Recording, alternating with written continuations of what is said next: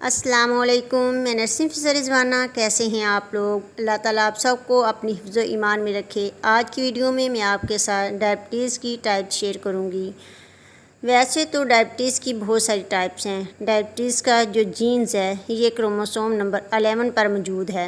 عام طور پر اگر یہ جینز اپنی نارمل شکل میں ہوگا تو شوگر نہیں ہوگی، اور اس جینز میں اگر چینجنگ آئے گی، میوٹیشن آئے گی، تو تب یہ جینز ہمیں شوگر کی طرف لے جائے گا۔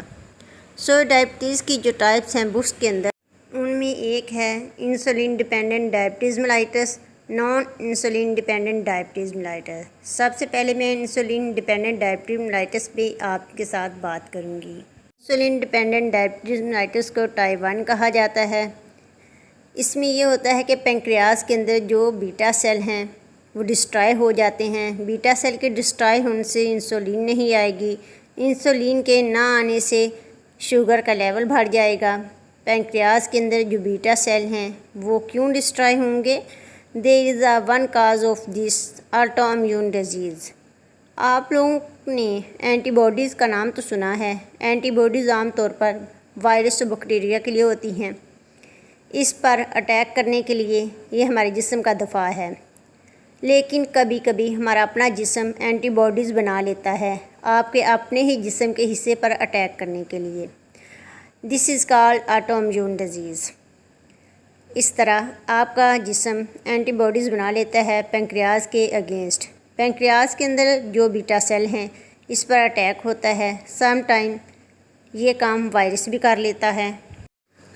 ٹائپ 1 میں پینکریاس کے اندر بیٹا سیل ڈسٹرائے ہو جاتے ہیں آٹو امیون کی ڈیزیز کی وجہ سے۔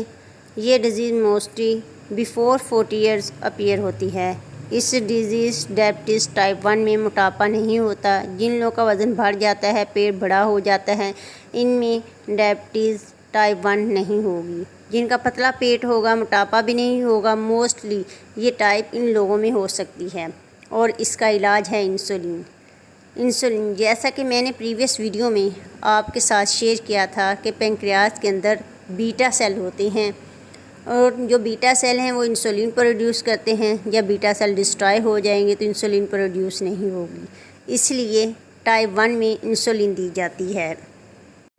Naan insulin dependent diabetes mellitus, جس کو ٹائپ 2 بھی کہا جاتا ہے۔ سب سے پہلے ہے فیٹ جب ہماری باڈی میں زیادہ آ جاتی ہے، خاص طور پر بیلی فیٹ، یہ ٹائپ 2 ڈائبٹیز میلائٹس کاز کر سکتی ہے۔ اس کے علاوہ یہ ٹائپ 2 انسولین کے محتاج نہیں ہے۔ اس کا مطلب ہے کہ پینکریاس صحیح سلامت ہے، وہ انسولین تھوڑی بہت پروڈیوس کر رہا ہے۔ فرق دیکھیں کہ ٹائپ 1 میں انسولین پروڈیوس نہیں ہو رہی تھی، پینکریاس ڈسٹرائے تھا۔ ادھر پینکریاس ہے، انسولین بھی پروڈیوس ہو رہی ہے۔ پرابلم یہاں یہ ہے کہ بلڈ کے باہر کیا ہے؟ سیل کے اوپر ریسیپٹر ہیں۔ یہاں اس ٹائپ 2 میں ریسیپٹر کی سینسٹیوٹی کم ہو جاتی ہے۔